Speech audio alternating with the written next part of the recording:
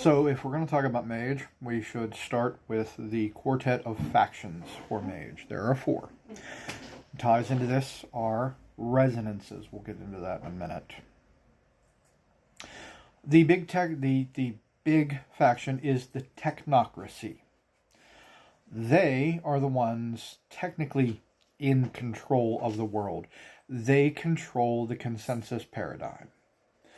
The technocracy keeps the wheels running, keeps people not believing in magic because it makes things safer for everyone. Their original purpose was to make a world that was safe. It's a very noble pursuit. But in order to do it, they started squashing imagination, belief in magic. Then comes the traditions, which are the leftovers of the magical council from ages past that kept magic flourishing. Magic is the art of creativity. It's the art of creation. And the tradition mages wage a war against the technocracy called the Ascension War. They're trying to free humanity from the technocracy's grasps, to allow them to be free, to determine their own lives. Yes, it's scary. Yes, there's monsters, but that's what they want. Then you have the Marauders. Marauders are mages that have lost the plot. They're insane. That ability to manipulate reality has twisted their minds. Some are pretty roughly sinister. Most are very just delusional. They are unfettered creation. They're change for change's sake.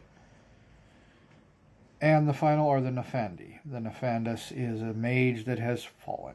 They're corrupted.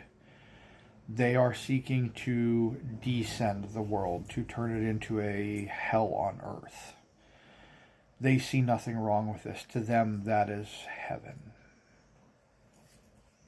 And each of these has a corresponding resonance within the game. There's the static resonance. This is the resonance of the technocracy. This is keeping things set, keeping things straightforward. They follow rules. It works that way, period. And these are rough correspondences. You could have a static tradition mage. The tradition mages are dynamism. Change. They want to make things, create things. They want life to have a myriad of possibilities. And then the last of the triad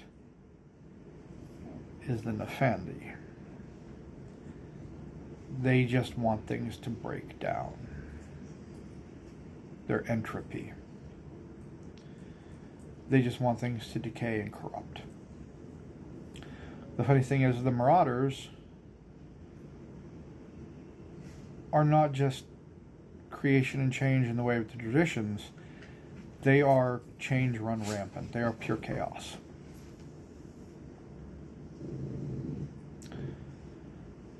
In Mage, you ostensibly take the part of a mage of the traditions. And there are a number of traditions. There are 9. With a 10th sub-tradition, if you will. There is the Akashic Brotherhood. The Youth Thanatos. We're going to get into these in greater detail. One moment, please. And there will be a video for each tradition. There's also conventions within the technocracy that control different facets of reality. And there's a lot of things you can do with this. The idea of mage is, it's not your typical fireball slinging D&D wizard. It's not at all. It's more along the lines of, think the Matrix. It's the ability to alter the programming. The problem is, if you alter the programming too much, too wildly, too broadly, you accumulate what's called paradox. You know what a paradox is. contradiction in terms. That's what this kind of magic is. Because all around you are people that form what is called consensual reality. They all agree on something, and that is the way it is. You're fighting against it, and there are different types of magic you can do.